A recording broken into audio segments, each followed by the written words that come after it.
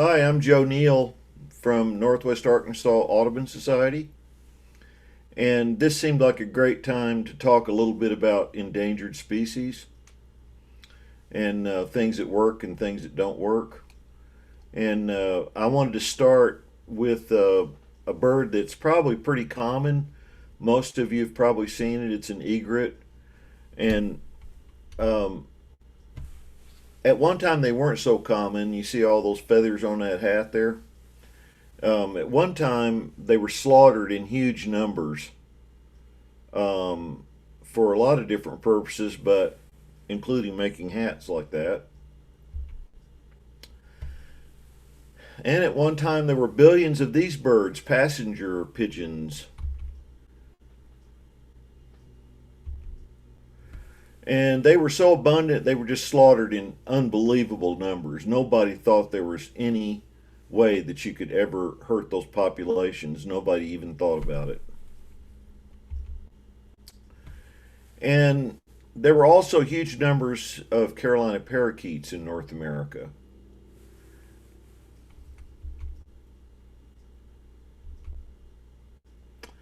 And there is a growing population of whooping cranes, but within the lifetime of some of us older folks like me, there were almost, they were down to 15 birds. And some populations of prairie chickens are extinct, some local subspecies. Greater prairie chickens still exist in a few places, but they've got to be managed carefully. And a bird that occurs in Arkansas still and nests along the Arkansas River, least tern, is also a federally listed species because we've lost so much of the population. So the public, just in general, wanted something done about this, and so a law called Endangered Species Act actually was passed in 1973. And so here there was an attempt to balance the need for economic growth and development with a broad concern for the environment. And one of the species that was well protected by the Endangered Species Act is our national bird, bald eagle. And here's a nest down on the Ouachita National Forest. And that nest produced 3 young one year. And another bird that I've worked with extensively over the years is red-cockaded woodpecker. It's another endangered species. The population looked like it was going extinct, but due to the Endangered Species Act and a lot of effort, they seem to be coming back. And that's one thing I really want to talk about now. And here's just some odds and ends things about red-cockaded woodpeckers. Maybe we don't have to spend too much time in this, except they have to have mature or old growth pines. And the population had 97% of the population was lost at the time the bird was declared endangered. And this is the Ouachita National Forest. It's in west central Arkansas, so that'd be south of Fort Smith, Arkansas. And this is what it looked like about 1900. And this is ideal red-cockaded woodpecker habitat. It's open and it's dominated by mature pines. And here's some of that habitat 100 years later that has red-cockaded woodpeckers in it. And here's what makes them unique. The red area in here is heart rot. It's caused by a fungus, and that heart rot allows these woodpeckers to excavate through the good hardwood on the harder wood on the outside and reach this soft spot in the middle of the tree, and they can make cavities in that. And you can actually see heart rot in these logs that were going to a mill. And this is from Ken Smith's book, Sawmill. And the Ouachita National Forest has set up a really big area for recovery of red-cockaded woodpeckers. And that's the MA2 you see on this picture, the light green, that whole area. They're also doing lots of other things, hunting, logging, hiking, and other things. but there's a management focus on recovering red-cockaded woodpeckers. And here's a red-cockaded woodpecker with an early student, a graduate student from U of A Fayetteville, who was working on the recovery. And one of the things, a technique that they found, was that birds could be caught in populations that were still had a lot of birds in them and moved to populations that had lost. And that was called translocation. And we moved a lot of birds from Texas, Louisiana, Alabama, mainly over the years to rebuild the population on the Ouachita National Forest.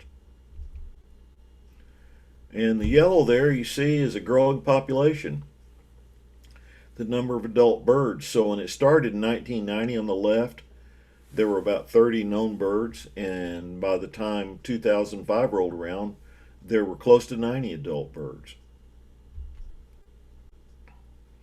And you see a similar pattern with the fledglings. More and more nesting success. And here's a red-cockaded woodpecker all loaded up with bands, carrying some bugs to a nest tree. And this is down in Scott County, south of Fort Smith. And here's a guy, Keith Piles, that I worked with for many years. Got by him a little too fast there. We climbed the trees to work on the cavities, so we use these kind of ladders to climb the trees. And some of the trees are pretty tall. That feller there is up 40 feet off the ground on a red-cockaded woodpecker cavity. And you carried tools up there because you just needed all kinds of tools working on these cavities. After a big storm out in South Carolina, some biologists out there figured out that they could make artificial red-cockaded woodpecker cavities called inserts. And they tried them out and found the birds went right to them. And so what they do is cut a hole in a live pine that would accept one of these boxes, put it in the tree, and make it fit in good to the tree, and the birds moved right into them. And these are called restrictors. It's another technique, and it was designed to keep red-bellied woodpeckers and pileated woodpeckers and other larger woodpeckers from using these holes. And this is a tunnel protector, and really for the same purpose, to make sure that the main user of these cavities were red-cockaded woodpeckers. And there's one looking out of a nest tree, and that is an artificial cavity right there. And you can kind of see that metal restrictor plate if you look closely under the bird's chin. But otherwise, this bird is in there and it's got a nest going. Of course, there are other animals in the forest that like these kind of holes, and this is a southern flying squirrel looking out, so that was kind of a problem we had to work on. They're fine animals, flying squirrels, but we didn't want them in these red-cockaded woodpecker cavities. And black rat snakes could climb the trees and eat young woodpeckers, so we had to figure out how to keep rat snakes off the trees. And here's a rat snake that's inside a cavity. This is taken with a special camera inserted in the cavity, and it had just eaten the young birds. And there are the young birds in the cavity of the rat snake. And no, I do not advocate killing snakes, but in this case, we had to make sure that we knew what was actually happening there. And so you see young birds in the gut of this snake.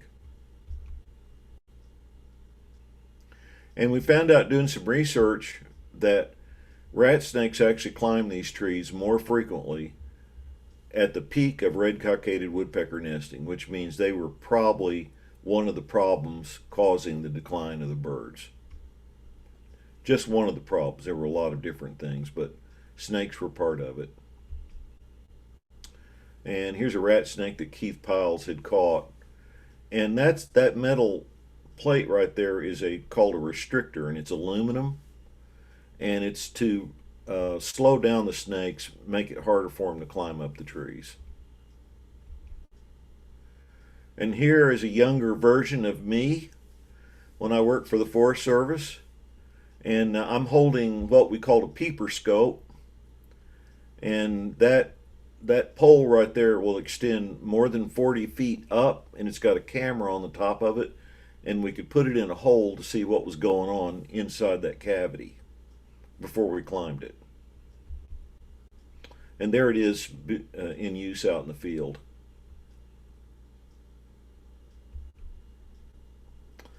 And we tried to band all the young birds, and my boss down there was a real and excellent bander, and we banded them so we knew their fate once they had fledged and where they were going. So it was part of a long-term study of the recovery of the birds.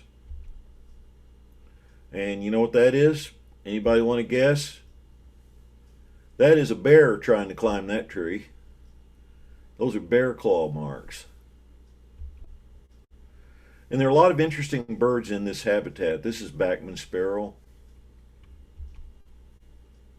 Northern bobwhite's common in that habitat. Brown-headed nuthatch. And this is a butterfly that's pretty rare. It's called Diana. It's a kind of fritillary, and it's actually the state butterfly of Arkansas. And we found that where these red-cockaded woodpeckers were making a go of it, where the habitat was right, there were a lot of Diana fritillaries. It was the first big population that was found in Arkansas. And this is a female Diana. Anybody know what this one is? It's a green bird. It's a painted bunting. And pileated woodpeckers feeding young. And this used to be called the prairie race runner. I'm not sure exactly what they're called now, but it's a very fine lizard, and you'd see them streaking across the road on their toes. They'd kind of stand up and run on their toes. And see this big dude? This is a timber rattler. And we did see timber rattlers now and then. And over a couple of years, we had, no, this is not a bird with a beak deformity. This is actually a red crossbill. And they are specialists in these pine forests. And we had them a few years while I worked for the Ouachita National Forest. Pine warbler, a very common bird down there. And look at that. It's a moth. It's a daytime moth.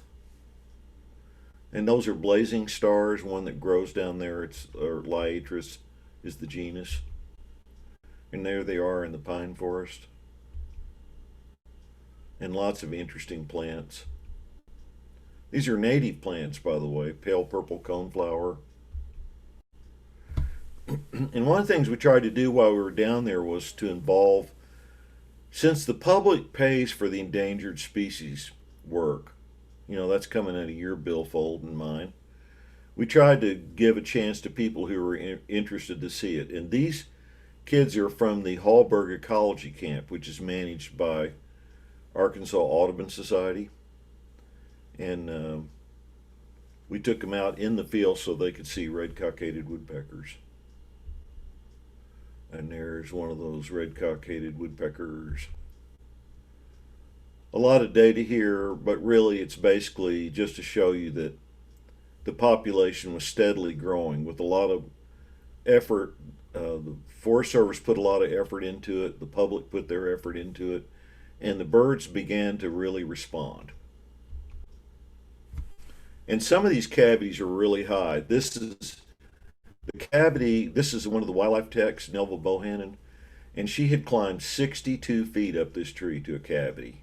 You see how, now when you're climbing those, you don't notice how crooked those ladders are, but they're securely belted to the tree, and she's wearing a safety harness. So it's a safe operation, but it's still a little difficult. And we use prescribed burning to keep the woods pretty open, which is what the woodpeckers like. And then you get this. And so here's a good spot just to stop. And the point of talking about all this is that we made mistakes 100 years ago. We didn't realize that endangered species, that we were going to lose species if we weren't careful, and so we lost the passenger pigeons. But with a lot of work and a lot of effort, we have slowly learned that we can, in fact, stop wiping out whole species, but we have to make an effort. And I just couldn't resist giving my buddy Keith Piles the bunny ear, so I'll apologize. But this was part of the crew that I worked with in the Ouachita National Forest. And it was always great to go out in the field with kids, or in this case, this is actually a field trip, an Audubon field trip. And they're looking at woodpeckers. So I just kind of want to summarize here by just saying there was nothing biologically wrong with passenger pigeons, and there was nothing biologically wrong with bald eagles or red-cockaded woodpeckers. There's no mystery here, and there's nothing that can't be changed. The solutions are really in our hands about these things, what we decide to do. And my buddy Thurman Jordan from Fort Smith was a volunteer, and after he retired from the Navy and a career, he just wanted to get out and work on the forest. And he came down and worked with me in my years before I went to graduate school. And that's what it looks like in the Ouachita National Forest where the woodpeckers live. And thanks a lot.